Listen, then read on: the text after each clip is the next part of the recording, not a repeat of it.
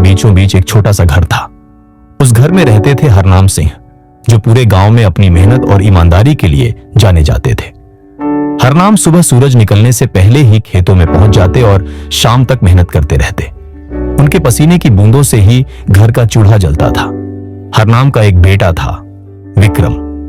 विक्रम पढ़ाई में ठीक ठाक था, लेकिन उसकी सबसे बड़ी कमजोरी थी आलस्य।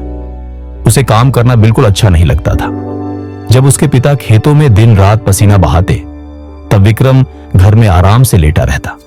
कभी मोबाइल में खेल खेलता, कभी दोस्तों के साथ बेवजह घूमता। हरनाम कई बार समझाते, बेटा, आलस इंसान की सबसे बड़ी दुश्मन है।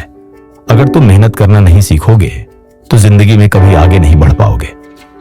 लेकिन विक्रम हमेशा हंसकर बात को टाल देता और कहता, पिताजी, अभी तो मेरी उम्र ही क्या है, जब जरूरत होगी तब मेहनत कर लूंगा। अभी तो जिंदगी का मजा लेने का वक्त है। हरनाम के दिल को यह बात चुभती, लेकिन उन्होंने सोचा शायद वक्त ही उसे सिखाएगा। एक साल गांव में बड़ी अच्छी बरसात हुई। खेतों में फसल लहलहा रही थी। हरनाम चाहते थे कि इस बार विक्रम भी उनके साथ खेत में काम करे और कुछ जिम्मेदारी सीखे। उन्होंने विक्रम से कहा, बेटा, खेत में इस बार फसल बहुत अच्छी है। अगर हम मेहनत करेंगे तो इतना अन्न मिलेगा कि पूरे साल आराम से गुजर जाएगा। आओ, मेरी मदद करो।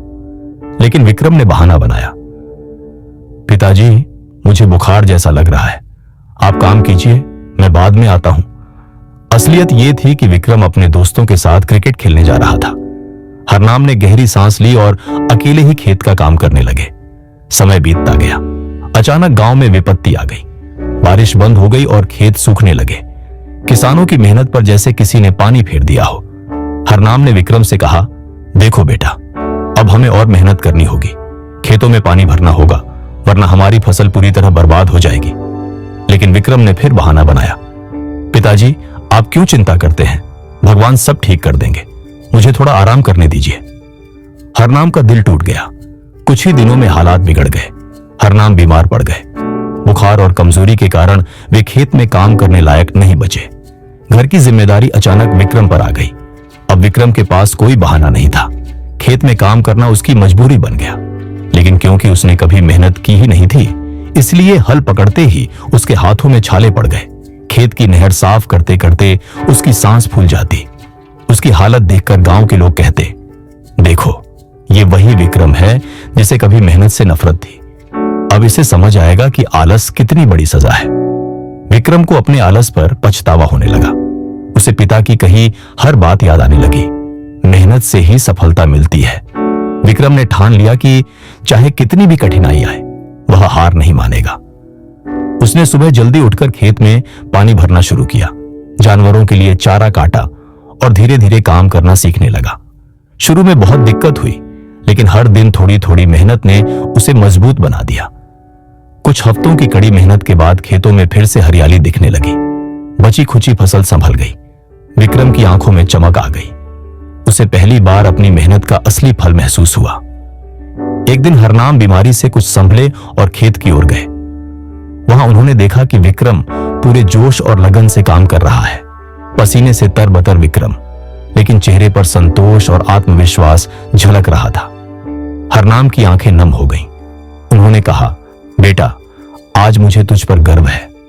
तूने समझ लिया कि आलस बर्बादी की ओर ले जाता है और मेहनत इंसान को ऊंचाई पर पहुंचाती है। विक्रम पिता के पैरों में गिर पड़ा और बोला, पिताजी, मुझसे बहुत गलती हुई। मैंने आपका कहना नहीं माना और आलस में वक्त बर्बाद किया। लेकिन अब मैंने समझ लिया है कि जीवन में सफलता सिर्फ मेहनत से मिलती है। अब मैं कभी आलस नहीं करूंगा। हरनाम ने बेटे को गले लगाया और बोले, याद रखो बेटा, आलस की कीमत हमेशा बहुत भारी होती है, लेकिन मेहनत का फल कभी व्यर्थ नहीं जाता।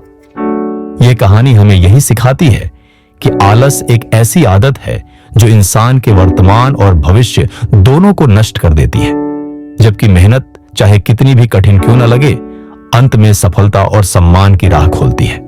इसलिए दोस्तों, अगर आप भी अपने जीवन में आलस के कारण पीछे हट रहे हैं, तो विक्रम की कहानी याद कीजिए। मेहनत को अपनाइए, क्योंकि सफलता का कोई शॉर्टकट नहीं होता।